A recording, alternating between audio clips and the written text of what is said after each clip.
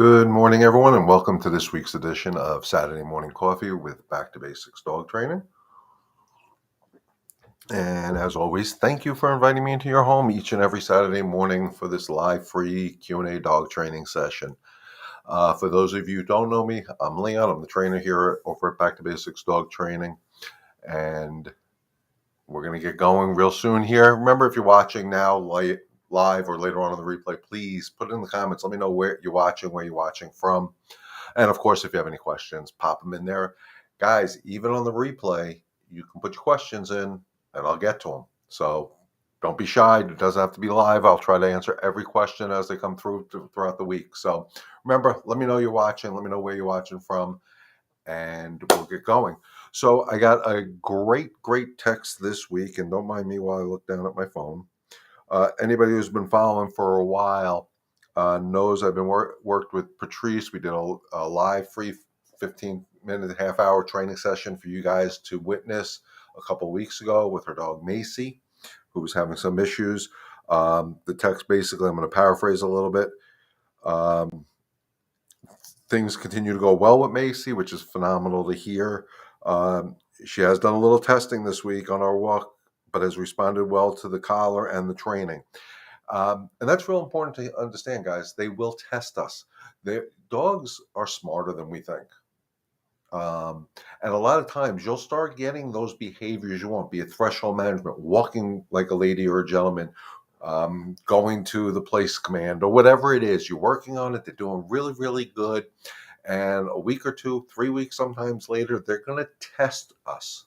And the test is so crucial to that end of the journey that you're looking for, because that test is, hey, are you seriously being that strong, confident pack leader that I need you to be? Well, I'm going to test you and see if you respond with that same calm energy when I test you. So those tests, guys, those are the ones when you go, yes, now I got it, and just take that deep breath in and reinforce the behaviors that you're already going through. It is so crucial. I can't tell you how crucial it is. But going back to the text, the best part is her and her husband are both doing the same thing. That consistency is so crucial to Macy's success and everybody's success, that everybody in the house, everybody in the pack is doing the same exact thing. So that's beautiful that it is. The question she asked, and I do want to address it. Now, she's going on this journey of training with Macy. Her neighbor or friend or somebody is going away, and they're going to be watching the neighbor's or friend's dog for X period of time. The dog's going to come to their home, and they're going to live as one big happy pack for while the family is on vacation. And her concern is regarding the continued training of Macy. One thing is, they know the dogs get along, so that's not going to be an issue, so nobody has to worry about that. But it's real important to continue the journey of training with Macy, doing it, and don't make it into a big production.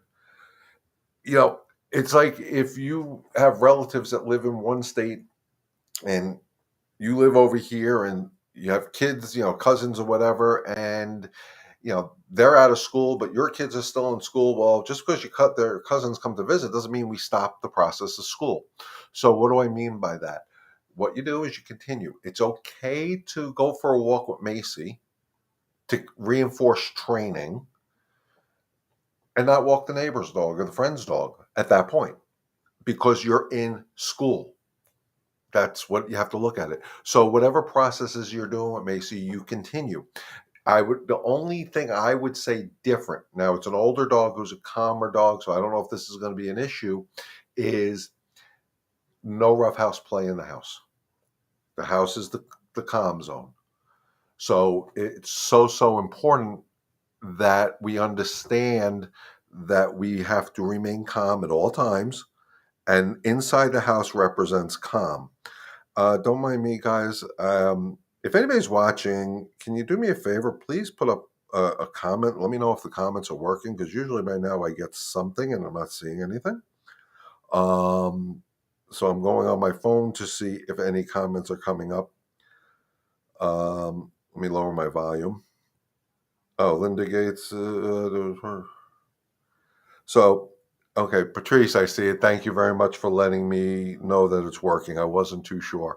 Um, so yeah, it's real important. Continue your training with Macy. Continue doing what you've been doing, and block out the time from 10 to 11. Macy's in school. The other dog is gonna take nap time, whatever. You just continue reinforcing what you did. The thing that you want to be aware of is the rules inside the house have to apply to both dogs, even though one's a guest dog, one's your dog. So if you don't like, and I'm just using this as an example, Macy on the furniture, that other dog can't go on the furniture. If you don't allow, Macy in X room, that other dog can't go into X room. Because fair is fair. We have to be consistent. And remember, your focus is to make your guest dog, of course, comfortable and feel the love, but your main focus is on your dog, the training process you're going through, the training journey you're going through, and then we continue doing it. So I would block out X amount of time to continue schooling with Macy. You can do a pack walk together if you can handle both dogs, or maybe your husband can help you, which is a great bonding experience anyway for the dogs. Should be a great relaxation for you guys, for the humans if the dogs are walking good, and if the other dog is a calmer dog and doesn't react to some of the things that you're working with Macy on, it may help Macy understand that this is a better way to do it because the other dog may not react to the bicycle, the car, or another dog or a butterfly or whatever, and Macy will learn from the calmer older dog. So I hope that makes sense, Patrice. Let me know in the comments if it does. But that was a great question. I appreciate the feedback you give me, letting me know that what we're trying to accomplish here on Saturday Morning Coffee is working for you, and that does my heart really good. I think that's the right English. So I'm going to get into something that happened this week, and I don't know if the young lady's watching, but I am not going to mention names. But I think it's real important to um, let my viewers know how animals, pick up our energy. I talk about our energy all the time. So I went to a house this week to do an evaluation. I'm still in the process of working up a training schedule for them. Uh, Yeah, if he's reactive, who's reactive? Macy or the other dog is reactive? If the other dog is reactive, do not take the dog on a pack walk because that could teach Macy unwanted behaviors. I hope that makes sense. Um, so I went to do this evaluation, and it's a little, I think it's a Shih Tzu, um, who was on leash. Yeah, if the other dog is reactive, don't do the pack walks, Patrice. Reason being is I don't want that dog to teach Macy bad habits. So don't do pack walks. As much as I think it's a good thing because you're boarding the dog, you're not training. And I'm telling you this from experience because when I lived up on Long Island, I did boarding, and I really had a hard time separating I'm boarding versus I'm training. And that's why, to me, when I boarded in my house up north, it was very stressful for me to board because my training mindset always took over. So I felt like I was working 24/7. Um, so, unless you're really good friends and want to work with it, the same techniques I've given you for Macy, of course, would work with this other dog. But if you're doing it and they're not going to do it, it's a waste of time. So don't waste your time. Um, So anyway, I went into this house. She had the dog on a leash, and the dog absolutely went batty. I mean, on its hind legs. I'm going to say it had a very high pitched. If most people listen to an aggressive bark, I think if I had the opportunity, it definitely would have been an ankle biter for me. And I saw a lot of things, but what I noticed is that bark that I heard and the body language, everything I read on the dog. Dog is just terrified. It doesn't know its role in a pack, and it is just reacting. So mom had the dog on a leash, and I'm like, oh, first of all, it's barking so much we can't even have a conversation.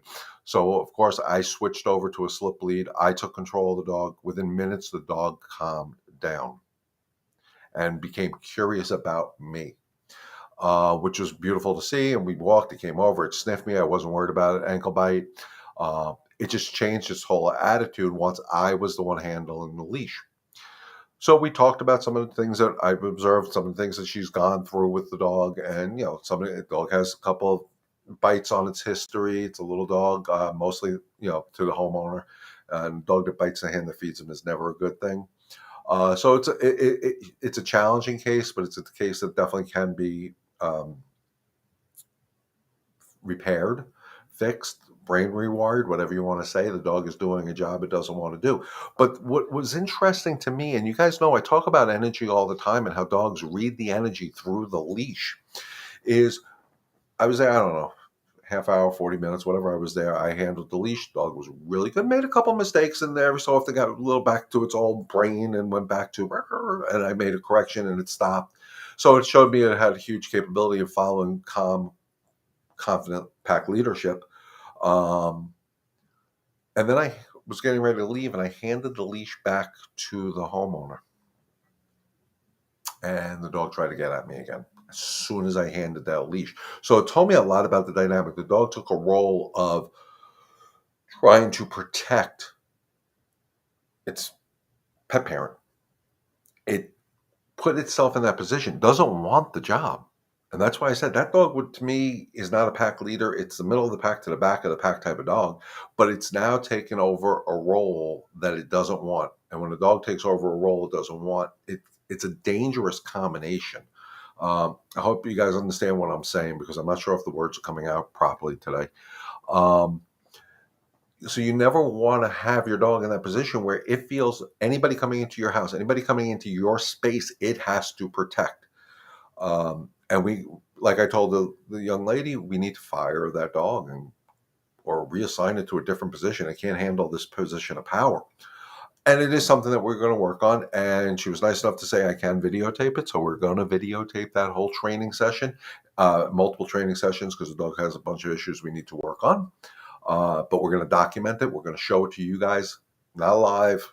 I'm going to put it out on video on my YouTube channel, probably up on my Facebook page. And for the people that are watching me on Remember Me Rescue, I will put it out on their pages once I talk to Michelle and get her permission to do that, which I don't think would be an issue. So it was really interesting for me to see it because we talk about the energy and how, if anybody listened to the story of with Donna and Rich and Stark, I came into their house, I took Stark's leash and Stark instantly changed. And I'm not going to say it always happens that quickly, but it could because, like we discussed last week, the 3 C's: calm, confidence, and control. You need those 3 C's. If you're not calm and you're not confident, you will not have control. But the confidence has to come from inside. It can't be from here. It has to be from here, if that makes sense. Guys, let me know in the comments if this makes sense, because it's so important like I talk about all the time, the journey of our dogs, the training journey we go on with our dogs. And none of these methods, I mean, I just watched this horrific video that I think Michelle posted on Remember Me Rescue of a trainer somewhere in Louisiana that was absolutely beating the crap out of a dog. And I'm sorry just used the word trainer because that's not a trainer to me. That's an animal abuser. You know, you hear about, I want a positive reward trainer. I want a positive reward. I want a positive rewards don't always work. And I'm going to use the dog that I just did the evaluation of. Bully sticks are a high value to this dog. But when it was in that state of mind, even the bully stick couldn't redirect the dog from trying to bite my ankles. So positive reward is a great technique. I'm not knocking it, but that's for certain things. You're teaching a dog to sit, heel, whatever. As long as it's still positive reward is always good. But remember, positive reward doesn't necessarily always mean treats. Energy is a positive reward. And a lot of people will disagree with me here, but even discipline in the right time, the right timing is positive reward. We discipline our children to get to the positive. We don't say if our children is in a store stealing something, we're not going to go buy them what they stole as a positive reward. They're going to get disciplined for stealing. Or if they're being rude or back talking to an adult, hopefully they're not going to be able, a punishment will happen, but the punishment doesn't have to hurt or scare the dog. And that's the misconception in the dog training world. Positive reward, or me, a balance trainer who was not afraid to make a slight pop on the leash, not this thing I saw in the video where they were whipping the dog. I've never whipped a dog in my life, never will whip a dog in my life. To me, that's abuse. That's not positive. That's a negative thing that will actually create fear, aggression in the dog. And based on the dog I saw in the video, the dog is fearful, and if had the opportunity to kill the people that were working with it, and it should. So you can do positive reward with discipline as long as discipline is done fairly. Does that make sense? Um, Again, it's such a gray area in the training world, and there are negative reinforcements, and I never agree with a negative reinforcement. What you want to do is teach your dog a better way. My goal at Back to Basics Dog Training has always been, and always will be, how to teach a dog to turn the no's into yeses. But we have to make that sound no a little bit uncomfortable. Same way when I grew up, my parents made that no, I broke protocol, punishment was going to be uncomfortable. It never hurt me, it never scared me, it made me uncomfortable. You're grounded. Nobody wanted to be grounded in the summer. But if I screwed up, the punishment was you're grounded. And back in the day, grounding was a real punishment, not like it is today. There was no cell phones, there was no nothing. You're in your room, no friends over, no nothing. You're not allowed to do anything. You're grounded. So the object of that is to make it uncomfortable so I don't make the same mistake twice. And that's what I talk about when I say the word discipline to the dog. Discipline is never designed to hurt or scare, but it's to tell them this is unacceptable. And dogs discipline other dogs. If you ever had multiple dogs, and anybody's here who's had multiple dogs, let me know if I'm speaking the truth. If another dog evades a dog's personal space or does something that the other dog doesn't like, there's a quick nip. Not to hurt, not to scare, to say, hey, get out of my personal space. This is my space. This is my area. Stay the hell out of it. Dogs do that all the time to each other. As humans, we don't do that. Dog comes into our personal space, we accept it. And part of that is empowering the dog to do that. It's actually being rude. If I met you guys in public and I came into your personal space, you would disagree with me. But we don't disagree with the dogs. And it's okay to, because then when they're in your personal space, you're inviting them in. And when you invite them into your personal space, that's more of love than them coming in and demanding it. Does that make sense, guys? Again, let me know in the comments if what I say makes sense. Again, I don't know if all the comments are coming up today because I'm getting really very few questions. I do see Christina invited somebody to join our Facebook Live, which is great. Thank you for inviting somebody, Christine, and welcome to the show. Great. So it is making sense. And that's so important. So even Patrice, I'm going to say this. I don't know how needy Macy is for affection. I don't know how needy the other dog is for affection. If either one of them comes over to you and demands your affection, you should disagree with it. One, because if they're both very needy, that can create a problem. And I've seen that happen. Not only dog on dog problem, dog on human problem. I've worked with enough cases where the dog is so needy for attention because it always gets it when it comes into our personal space, that when a child comes or a loved one comes or somebody comes over, a friend, and wants to hug this person and get into that personal space, they're actually battling a dog for that personal space. And most of the time, you guys, the dogs win because they have those sharp things in their mouth. And they will feel the need, hey, I've always gotten this affection from somebody. Now also you're taking that from you. I don't like it. So it's okay to disagree with the dog coming into your personal space on their terms. You should invite them into your personal space. Again, it's such a great thing. Yes, we need to work on that with Macy. She paws us. Yeah, that's like I always say it's like the kid saying, "Feed me now." You're all watching TV, teenage kids. Dad, I'm hungry. Feed me now. Get off your butt and go get it yourself. But if you enabled your kids to allow you to say that to you, it's the same theory. The dog's saying, "Pet me now. Give me affection now. Get out of my face." And you don't have to be rude about it. I mean, I make the face and I say it in the tone I say it for emphasis. But no, I mean, hey, I'll give you the example. Last night, I had a killer headache. Zoe wanted my affection and was sitting like on me. And I actually told her, no, go away. Not because I had a headache, because she came into my personal space without my permission after she went to lay down. And then I invited her. And it's rough because I had a headache. I really didn't want her with me, but because she made the decision and she was throwing her whole body weight on me. Now, she may have sensed my energy. I may not have been because I wasn't feeling well, whatever. I don't know. But again, it wasn't the right time. It wasn't the right place because she made the decision. And it's okay.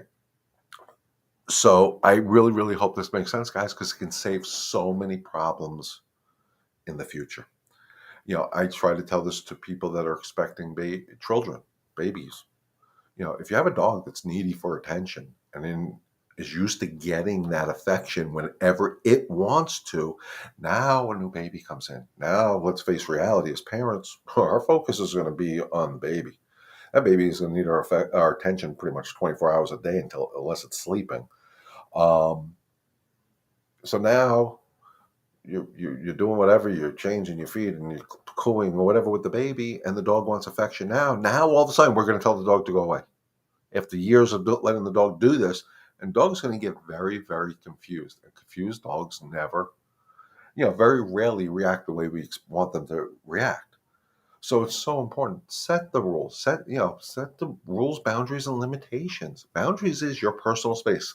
Dogs demand personal space from each other. Why can't we demand personal space from a dog? There is nothing wrong with that.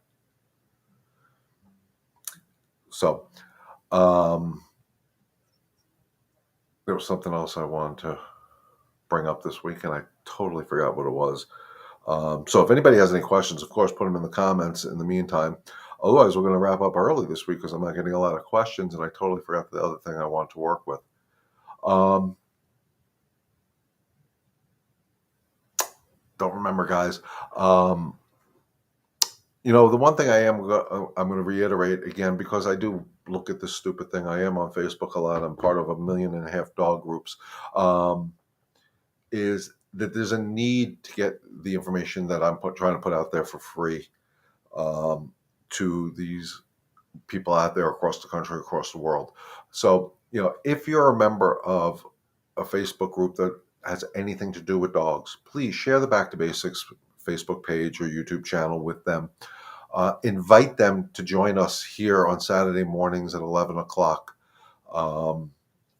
for a free live dog training session. You can just copy and paste the link to the Back to Basics page. Like the young lady did earlier, Christina did earlier. She shared this with her friend through the comments. I will try to get more diligent on posting it out on Wednesdays for the following Saturday, so you can just copy and paste what I put out there onto all the different groups that you belong to. I mean, there's Yorkie groups, there's German Shepherd groups, there's all these groups, and it's okay to put my information out there. One, it's free. The worst that happens is the admin says you're not allowed to do it.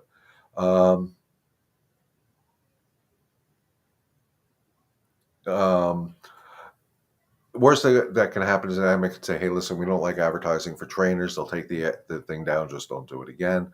But I think the information that I'm trying to put out there is relevant to so many people. It could just be for the rescue group or their fosters or whatever. So please share this information. I ask every week.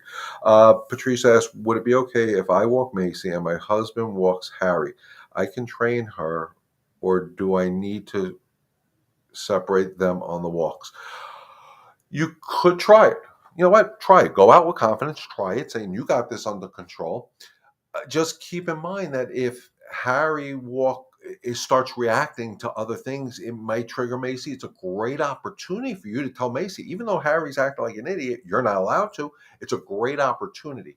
So as long as you have that calm, confident energy, you will have control. The 3 C's, guys.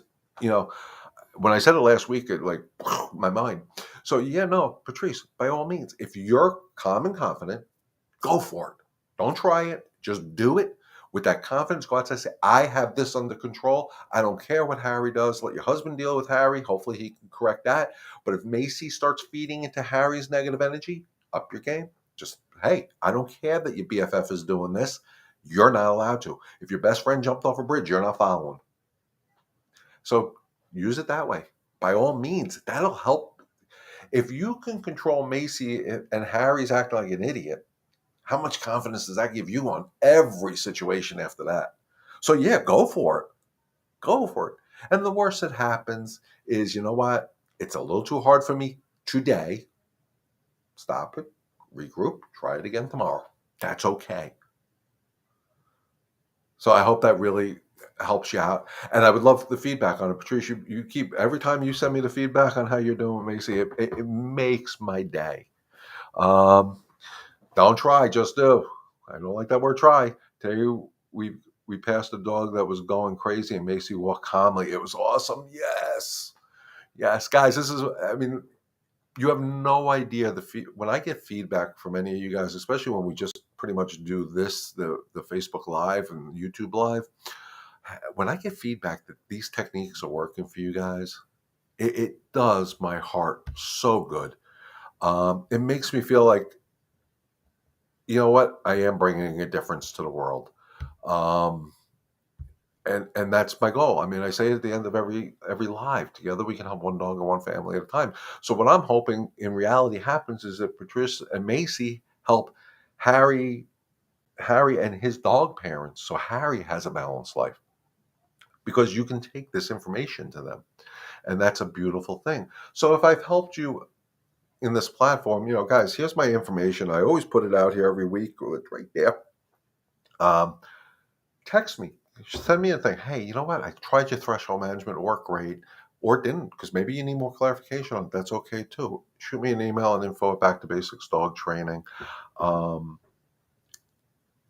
and let me know because uh, when I get the feedback from you guys, you know, I'm human. I have bad days, and every single time I get the feedback, it just brightens my day. I've I've had self doubt. Am I do what I'm doing? Is it working? When I get the feedback, it tells me keep going. So, and I know Patrice has made my days so many times, and I really do appreciate it from the bottom of my heart. Um, the feedback is great, and that's why I do this. So, guys, if there's no other questions, we're about a half hour, which is great for a Saturday. It's a beautiful Saturday here in the Carolinas. Um, so I'm sure hopefully people are enjoying it this weekend. If there's no other questions, we're going to wrap it up a little earlier this weekend, and that's fine. We'll be here next Saturday at the same time. Um, I got another chat here. Uh, you've helped us do so much. Oops, sorry, this one. You've helped us so much. Thank you. And that's, you know, when I get those things, guys, it's such a positive. It does my heart good, like I said. Um, just remember, together we can help one dog or one family at a time. So take this information to your friends and family around the country and around the world. Share the Back to Basics Facebook page, please. Share my YouTube channel, please. The more people we get up here, the more questions I can answer, the more people we can help. And that's how I want to roll. I will make a diligent effort to get the posts out there on Wednesday for Saturday so you have time to share it with the different groups. If you can do that for me, it'd be a wonderful thing. So with that being said, guys, as always, thank you for inviting me into your homes each and every Saturday morning. I really do appreciate it. It's an honor and a privilege to be here. As always, stay healthy, stay safe, God bless, and remember, together we can help one dog and one family at a time. Enjoy the rest of your weekend, guys. We'll see you next Saturday.